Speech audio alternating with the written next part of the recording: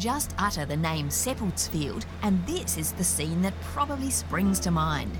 It's one of the most recognisable heritage landmarks in the Barossa, and the fortified wines made here are admired around the world. It makes sense that one of the most historic cellar doors in the Barossa would also want to offer an iconic dining experience. And so, after years in the planning, Seppeltsfield has undergone an incredible transformation to do just that. $3 million and half a year of construction down the track, the rather bleak approach that once greeted visitors to the cellar door is gone. Instead, there's an elegant plaza, studded with cafe tables and pergola-top terraces, a seamless extension to the original building. But the most striking change is inside, in the stripped-back glass and slate-framed space now inhabited by Fino, a sister to one of the Flurio's best-known restaurants.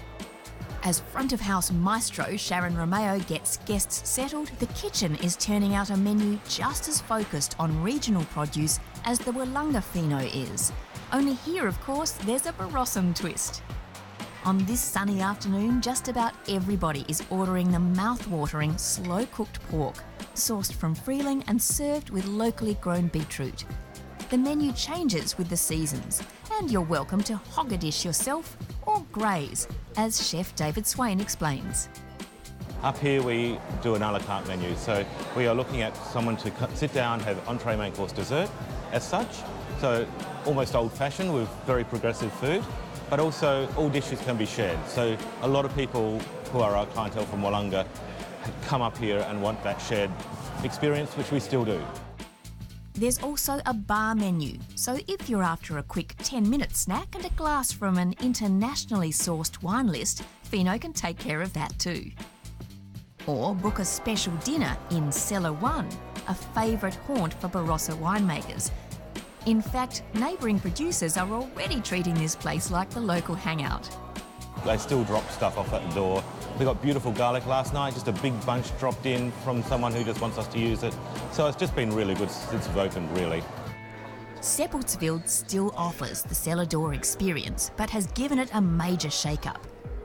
Opposite Fino, in the lofty, light-filled space of the old tasting rooms, there are now the pods, where visitors can gather to sip and chat, as the winery's Chad Elson explains. It's a very smart use of space internally. We can actually host quite a number of people in cellar door, but the beauty of having our staff in each pod gives people the sense of having some VIP service, even when it's quite busy. So they're working really well.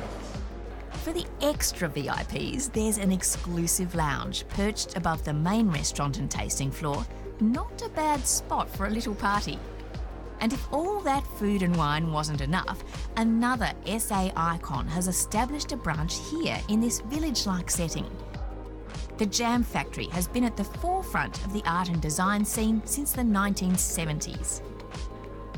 As well as the retail space, there are working studios, so visitors can watch knife maker Gary Gardner hone a custom-made blade.